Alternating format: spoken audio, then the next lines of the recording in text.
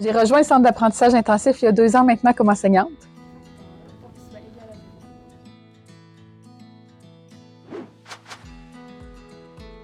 2 ans, c'est bien peu quand on compare aux 28 années que tu as passées ici à concevoir et à diriger le centre.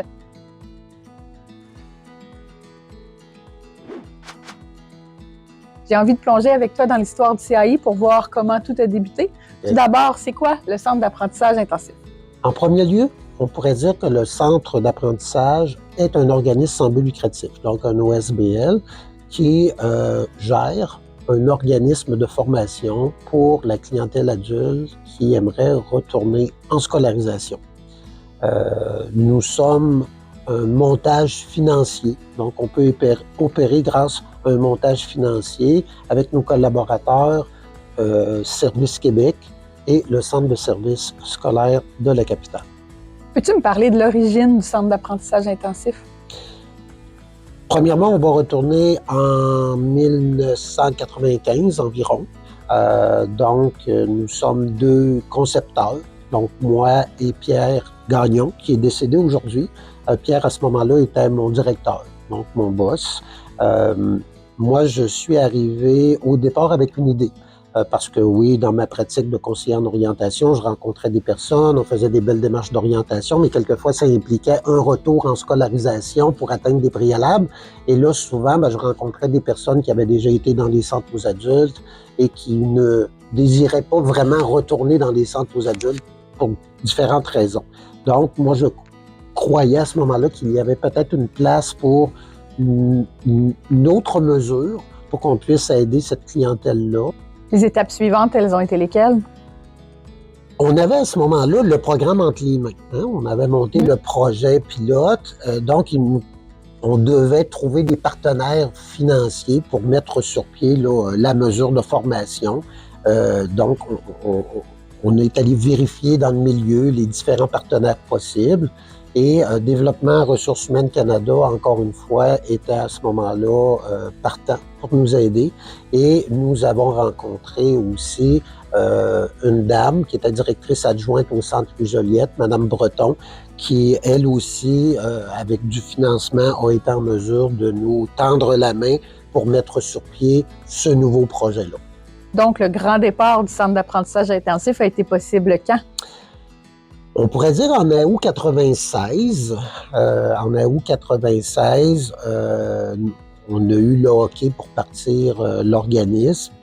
Donc, à ce moment-là, mettre sur pied le local, monter le programme dans le système informatique que nous avions à ce moment-là, faire la publicité, le réseautage.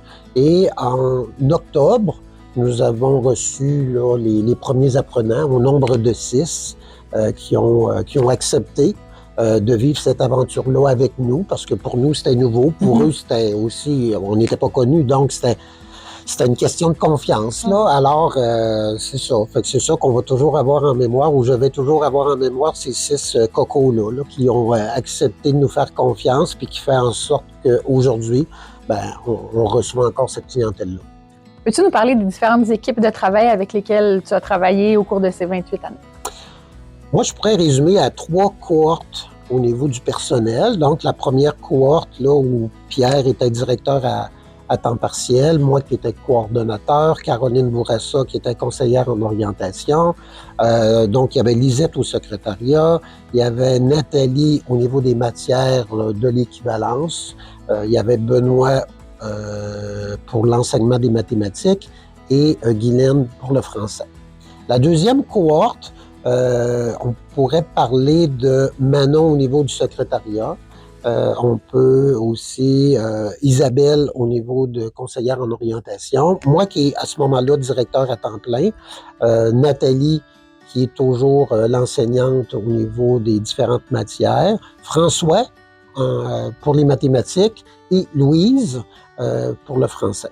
Et la dernière cohorte, celle d'aujourd'hui, donc Marie-Josée au niveau du secrétariat, Roxane, conseillère en orientation, moi, il va de soi, Stéphanie au niveau des matières de l'équivalence, Louise qui est toujours avec nous en français, et Sarah qui est l'enseignante de mathématiques depuis environ 5 ans. Pourquoi avoir choisi le nom Centre d'apprentissage intensif? Bien, souvent, on va parler de l'équivalence comme le TENS. Hein? Souvent, c'est une appellation commune. On va parler là, des TENS, du TENS, etc. Alors donc, moi, j'ai pris les lettres TENS, puis j'ai essayé de trouver un concept intéressant autour de ces lettres-là. Et c'est là que le mot intensif a surgi. Et puis, on a ajouté Centre d'apprentissage intensif, qu'on trouvait que oui. Puis là, aujourd'hui, CAI, ça nous définit encore très bien aujourd'hui. Puis le mot intensif, c'est un mot que, moi, je trouve que ça donnait une identité, mais encore aujourd'hui, plusieurs accrochent sur ce mot-là, non pas pour le mot TENS qui est à l'intérieur, mais le mot rapide.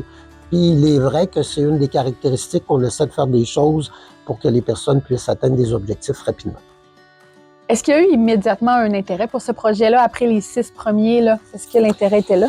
Moi, je veux dire oui, à notre grande surprise. Cependant, la région de Québec n'était pas à ce moment-là ce qu'elle est aujourd'hui. Donc, on parle d'un taux de chômage qui est environ de 7 %. Aujourd'hui, il est de 3 %. Donc, c'est sûr que le nombre de personnes qui étaient au chômage, à l'aide sociale, à ce moment-là, environ 14 000 personnes à l'aide sociale. Aujourd'hui, il y en a environ 5 000. Alors, c'est très, très différent. Donc, il y avait beaucoup de personnes qui étaient à la recherche de solutions.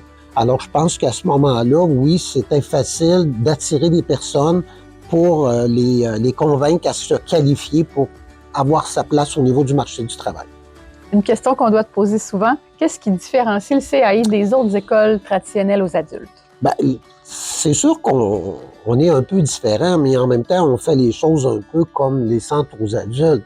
Les caractéristiques, c'est sûr qu'on est un peu plus petit. Donc, pour certaines personnes, ça peut être un peu moins intimidant de fréquenter un tel environnement. Les séparateurs. Donc, c'est sûr qu'ici, chacun a sa petite bulle pour travailler. Donc, même si c'est de l'enseignement individualisé aussi dans les autres centres aux adultes, le fait d'avoir son univers à soi, ça peut emmener la personne là, à se sentir un petit peu plus à l'aise. Une grande salle aussi où on n'a pas une classe de français, une classe de maths. Donc, chacun va faire ses matières selon le rythme qui lui est dévolu, etc. L'approche pédagogique, en lien avec l'équivalence, le TDG, ça nous différencie vraiment aussi des autres centres aux adultes. Puis je pourrais dire en dernier lieu, les entrées hebdomadaires. Donc, nous, à chaque semaine, des apprenants peuvent débuter les activités de formation. Donc, pour certains, ce concept-là d'immédiateté, oui, j'ai le goût, oui, je peux commencer tout de suite, souvent, ça va leur plaire. Là. Oui, effectivement. Quelle est la durée de passage d'un étudiant qui vient au CAI? Grossièrement, de 6 semaines à 6 mois. Fait que c'est quand même une bonne différence. Comment on va déterminer ça? Les personnes viennent me rencontrer, on regarde un peu la scolarité passée, les objectifs de formation, on fait passer un petit test diagnostic en français mathématiques, et c'est là qu'on va déterminer la mesure de formation et le temps qui pourrait être identifié pour atteindre les objectifs de formation. Donc, pour certaines personnes, effectivement, ça peut être 6 semaines, pour d'autres 4 mois, et pour certains 6 mois. Donc, c'est ce qui va un peu déterminer. Puis là, la personne doit se prononcer aussi à savoir si elle est partante pour ce que moi je propose comme mesure et comme durée. Au cours de ces 28 années, tu as assisté combien de personnes au centre d'apprentissage? On a accueilli dernièrement la 3500e personne, donc très dernièrement. C'est quand même intéressant là, de voir là, qu'on a pu desservir dans la région de Québec autant de participants. Puis, si on compte toutes les évaluations que tu as faites, combien de personnes as-tu rencontrées environ? Selon moi, 6 000, parce que c'est environ 60 % des personnes que je rencontre qui débutent ensuite des activités de formation. Fait que j'ai pas gardé les 6 000 dossiers, là, mais en prenant pour acquis que c'est ce chiffre-là habituellement qui participe à nos activités, je peux facilement là, identifier 6 000 personnes que nous avons rencontrées et évaluées. Comment décrirais-tu simplement la mission du CAI? D'accompagner des personnes qui n'ont pas le diplôme d'études secondaires en vue d'améliorer leur scolarisation afin d'atteindre des préalables et faire des inscriptions en formation professionnelle et ou d'obtenir les connaissances suffisantes pour réussir, entre autres, l'équivalence là, de niveau de scolarité de 5e année du secondaire. Parlant de réussite, c'est quoi le pourcentage de réussite des étudiants qui viennent au CAI? Bien, moi, il y a 2 données que je trouve un peu signifiantes. Donc, la première, ben oui, les personnes qu'on réfère aux examens de l'équivalence, habituellement, vont réussir là, dans une proportion de 95%, bon, dépendamment des années. Donc, 95% des personnes qu'on va référer vont réussir l'attestation. L'autre donnée que je trouve pertinente, c'est notre taux d'abandon. Donc, on parle ici d'un taux d'abandon environ de 12%. Donc, pour moi, compte tenu de la clientèle qui souvent certaines difficultés avec l'école, pas juste au niveau scolaire, mais aussi de dire je suis un étudiant, je participe jour après jour, je me scolarise. Je pense qu'un taux de 12%, c'est très intéressant. Quelle est la plus grande force du CAI selon toi? Le personnel, c'est-à-dire l'équipe. On a bien beau avoir peut-être physiquement une organisation parfaite avec des objectifs, mais s'il n'y a personne pour incarner tout ça, je pense que ça va être vide de sens. Fait que le personnel, c'est vraiment l'étincelle qui va faire en sorte que ça puisse fonctionner. Ce qu'on appelle souvent d'avoir des personnes qui sont sur leur X, ben je pense que c'est beaucoup ce qu'on retrouve actuellement là, et depuis 28 ans au centre d'apprentissage intensif. Puis toi, qu'est-ce que tu pourrais dire par rapport à justement qu'est-ce qui caractérise un peu ou Moi, je pense que c'est le lien qu'on crée avec les étudiants. On est une toute petite école, donc c'est pas des grandes classes comme tu disais tantôt. Donc, je pense que le fait qu'on ait le temps de développer un lien avec chacun d'eux, là, c'est ce qui est très intéressant au centre d'apprentissage. Absolument, absolument. Peux-tu nous partager le profil type du décrocheur selon toi? En lien avec l'école, parce qu'il faut quand même là, que la personne peut être différente à l'extérieur de l'école, mais moi, les personnes que je rencontre dès le départ au niveau de l'estime, de la confiance en soi, en ce qui touche l'école, c'est sûr qu'ils sont très, très fragiles par rapport à ça. Donc, le retour à l'école, souvent, va faire ressurgir comme un sentiment d'incompétence, vu qu'ils n'ont pas réussi, vu qu'ils ont abandonné pour différentes raisons. Cependant, ben, c'est aussi des personnes qui, s'ils viennent me rencontrer, c'est qu'ils sont prêts à relever le défi et se mettent en action par rapport à atteindre des objectifs scolaires et sûrement suivre par la suite un cheminement professionnel beaucoup plus positif qu'antérieurement. Est-ce que c'est le même profil pour tous les décrocheurs, selon toi? Non, parce qu'il y a quand même un bon pourcentage de personnes qu'on reçoit ici qui sont autonomes, responsables, que vraiment, on n'a pas besoin d'un grand encadrement, de les soutenir. Autrement dit, c'était le bon moment, le bon lieu. Puis pour moi, ce que j'appelle, ils explosent. Le rythme d'apprentissage très élevé, des résultats surprenants, etc. Donc, non, on ne peut pas catégoriser un profil type là, de décrocheur. C'est plusieurs personnes, mais oui, c'est quand même important de soulever que plusieurs décrocheurs ont quand même un potentiel très élevé au niveau des apprentissages. Qu'est-ce qu'on doit faire justement pour que le retour aux études, le retour à l'école se passe bien? Bien, moi, j'ai le premier contact avec les apprenants. Ce que je cherche à faire dès le départ, c'est briser l'image, l'école, échec, je suis différent, cheminement particulier, toutes sortes de choses qui vont faire en sorte que souvent la personne va avoir un peu de difficulté à y croire. Fait que moi, je pense qu'il est important et intéressant de toucher un peu à l'aspect psychologique, donc l'approche versus mon retour à l'école. Puis moi, ce que je crois, c'est que il faut les emmener à se réconcilier avec l'école. Donc, le passé, c'est le passé. Aujourd'hui, on peut-tu réécrire l'histoire? Toi, aujourd'hui, mon retour à l'école.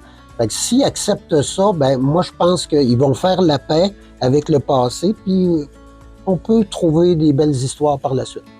Qu'est-ce qui te nourrit dans ton travail? Ben, moi, j'aurais le goût de te retourner cette question-là.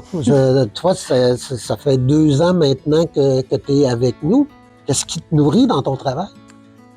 Je dirais faire une différence dans des vies. Je pense que je peux parler au nom de l'équipe là, quand je dis que ce qui nous impressionne le plus dans notre travail ou ce qui nous nourrit, c'est vraiment de voir le cheminement puis l'évolution de nos étudiants. Quand ils arrivent, puis quand ils repartent.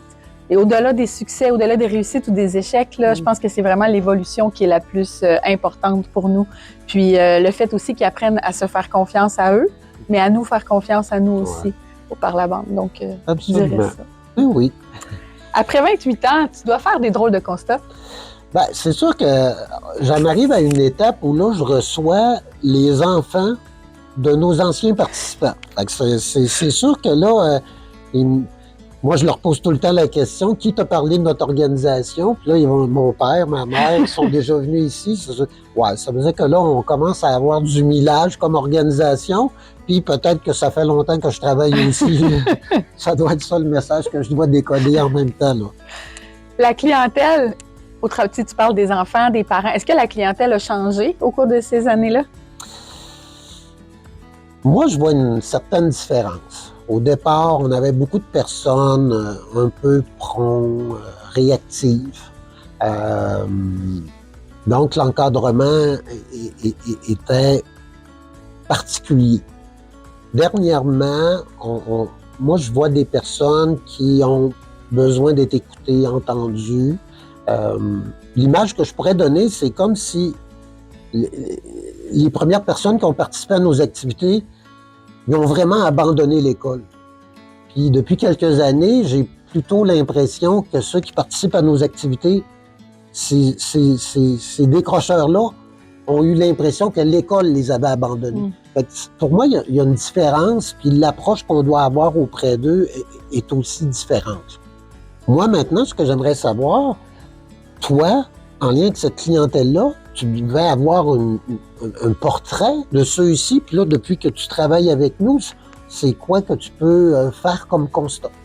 C'est vrai que quand j'ai su que j'avais l'emploi ici, j'avais une idée un peu préconçue du type de décrocheur, mais un peu comme ce que tu parlais qui était là avant, là, le décrocheur peut-être standard, donc un peu plus rigide. Veste de cuir. Oui, c'est ça, oui. Mais ce que j'ai constaté depuis 2 ans, c'est qu'on a vraiment des profils très, très, très différents, là. Autant des âges très différents aussi, des plus jeunes, des plus vieux. Donc, ce qui m'impressionne, c'est vraiment de voir à quel point nos étudiants sont tous différents et uniques les uns des autres, puis qu'il n'y a pas un profil type nécessairement.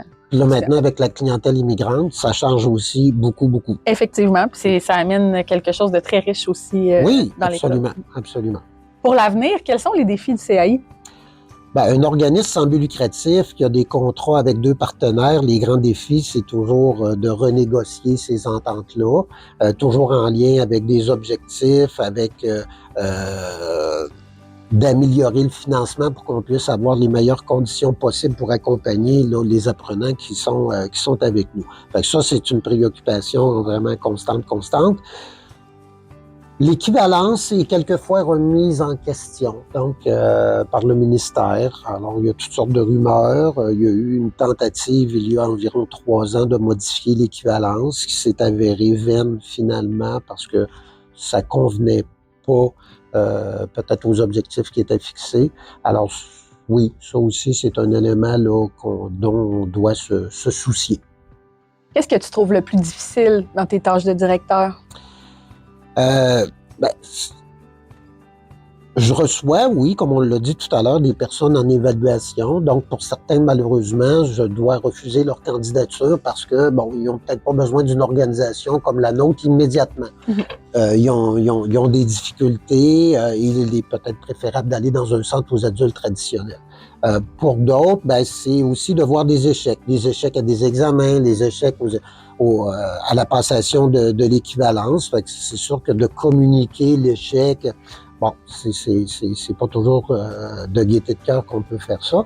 Puis à l'occasion, oui, on doit fermer des dossiers, ce qu'on appelle faire des abandons, etc. Parce que, certaines personnes ont plus de difficultés que d'autres à bien d'accepter le cadre là, qui est proposé. Alors, c'est sûr que c'est jamais là, intéressant de faire des interventions à ce niveau-là. En contrepartie, ben, d'être là avec eux quand ils sont acceptés à leur DEP, que justement, ils ont eu un résultat supérieur à ce qu'ils pensaient. Ah, j'ai jamais eu un tel résultat en mathématiques ou en français.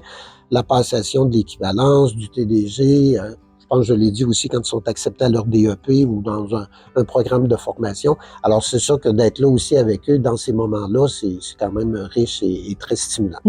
Est-ce que tu es bien entouré pour vivre ces côtés autant un peu plus difficiles que agréables? Ouais. Ben, comme j'ai dit tantôt, je pense que l'équipe, là, c'est très, très important. Donc, le personnel actuellement qui m'entoure. Il y a un conseil d'administration, donc, qui m'accompagne aussi dans certaines grandes décisions, stratégies, problématiques.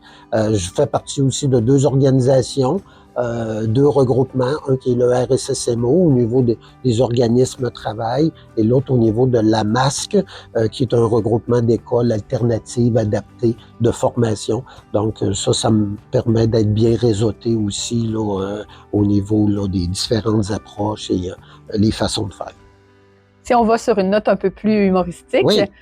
Dis-moi l'âge de la personne la plus âgée qui a participé aux activités du CAI. Ben, c'est facile de se souvenir de cette dame-là. Elle avait 72 ans. Wow. Donc, oui, 72 ans, j'étais surpris moi-même. Donc, une personne qui avait travaillé là, dans une congrégation religieuse, la congrégation était fermait ses portes et la personne voulait continuer à travailler. Alors donc, on l'a accompagnée. Ça a été rigolo de l'avoir cheminé avec des personnes complètement différentes d'elle. Et le plus important, c'est qu'elle a réussi son équivalence. C'est impressionnant. Pour terminer, qu'est-ce qui te rend le plus fier? Ben, d'avoir un impact dans ce cheminement-là, de les emmener à raccrocher à l'école, puis que ça puisse fonctionner, de voir les peurs, les craintes, puis qui deviennent des sourires, des larmes de joie, etc. Fait que c'est sûr que on est vraiment dans le quotidien, on est dans le day-to-day, hein, tu le sais. Fait que donc c'est sûr que c'est quelque chose qui la paye est importante aussi, là. Oui, mais de pouvoir vivre ça avec eux, ben les voir évoluer, se développer, c'est très gratifiant. C'est vrai. Merci d'avoir partagé l'histoire du CAI. Ben, ça m'a fait plaisir.